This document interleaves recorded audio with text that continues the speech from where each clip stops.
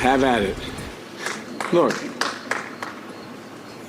I am so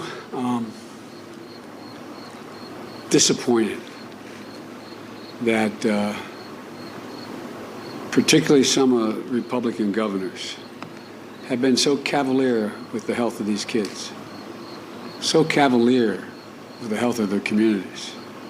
We're playing for real here. This isn't a game. President Biden delivering a message. GOP governors planning to attack his pandemic actions in court. Leaders in conservative states around the country say they may go to court to block the president's plan for an employer-based vaccine mandate. Indiana, one of those states. Attorney General Todd Rokita says he's ready to sue over the vaccine mandate. I-Team 8's Richard Essex just spoke to Rokita. So, Richard, what does he have to say? Well, Rokita says that he and several other attorney generals from around the country have been talking about legal action against the president's vaccination mandate. Rokita tells me he believes the president's mandate is an overreach of the federal government, that despite the fact that there is precedent that allows employers and the federal government to require vaccines. But Rokita tells me any legal action that he might take would focus on the financial penalties for workers and companies who refuse to follow the federal government's orders. This is about controlling people out of fear and force, okay, and using instrumentalities of the government to do it. And so now is a time for all of us who appreciate liberty, who appreciate the idea that with liberty comes personal responsibility, like to make your own healthcare decisions, to protect your family and your coworkers in a way that makes common sense to you and to them. Now's the time for us to unify and fight against this. And no state has filed a lawsuit yet, and filing one is likely to take some time. I asked the Attorney General, what's the next step? And he said, hey, look, we're just 24 hours into this, and it's going to take time. He's got others to talk to. In the studio, Richard Essex, Wish TV, wishtv.com, and follow us on Facebook. And let's welcome in Senator Mike Braun right now. Your reaction to the president? So I have to say, in a little over 2.5 years that I've been representing Hoosiers, this is the biggest reaction I've had from across the state.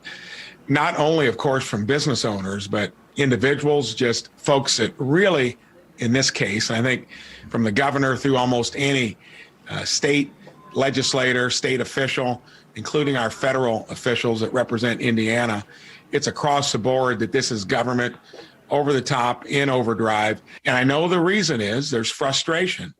I hate to say that I think it's got some other issues intertwined with it politically, with what's happened in Afghanistan, maybe the southern border, a few other issues. Put those aside. We need to arm in arm get through this to get COVID in a place where it's manageable. And with the variants that keep arising, I just don't think that we're going to get the marginal benefit. It sounds like Attorney General Todd Rokita is going to challenge this in court. You agree? You know, I think you're going to find not only Todd Rokita, but AGs across the country doing the same thing because of not only the particularity of what's happened here as a mandate vis-a-vis COVID, but what it kind of means for what might happen down the road. And I think it is going to be fought hard in that way. And I think you're going to find businesses looking to see, especially since I've visited so many of them, and the issue is not at the business level. Most, for their own self-interest, have made sure to keep their employees and customers safe and didn't need a mandate to do it. Now they'll have all the costs and expenses associated with it when they had systems working. Senator Mike Braun, always good to see you. Thank you for joining us. My pleasure. And that conversation continues to go on, with Governor Eric Holcomb calling President Biden's vaccine mandate a bridge too far. Writing in a statement, private businesses should be able to look at their own mission, their staff, and their goals and make the decision best for them that will keep their doors open. Holcomb does say that he wishes everyone would get the vaccine. The president's plan could have a big impact on big employers at a time when many are struggling to fill open positions.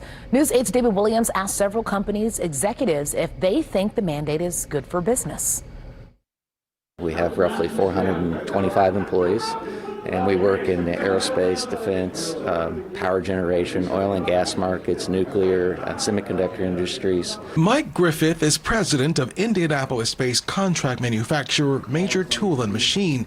He's been with them for 27 years. He's well aware of President Biden's mandate. Mixed emotions, right? I certainly personally believe it's a personal choice. I'm vaccinated myself. I chose to do that, but I also believe that, it's not my place or the government's place to mandate that for companies. The announcement makes the vaccine mandatory for all businesses with 100 or more employees, or their employees will be required to be tested once a week.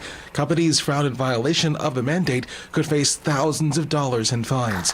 Jared Higman is CEO of custom manufacturer Masaba. They have about 160 employees. I think it's ridiculous, and I think just for us as business owners, it's just one more hurdle we have to jump to maintain employees. We're struggling now to get people employees, and I think this is going to be one more thing that if this is mandated, we're going to lose employees, and it's because there's still a lot of people out there. Again, for me, it's a personal choice.